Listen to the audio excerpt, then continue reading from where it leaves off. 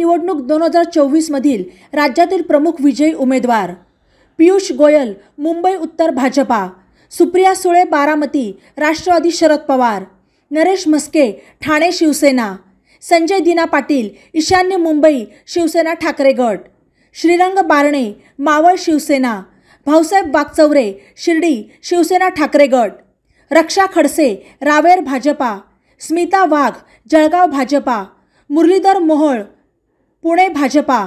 श्रीकांत शिंदे कल्याण डोंबिवली शिवसेना, छत्रपती शाहू महाराज कोल्हापूर काँग्रेस, अनिल देसाई दक्षिण मध्य मुंबई शिवसेना ठाकरे गट,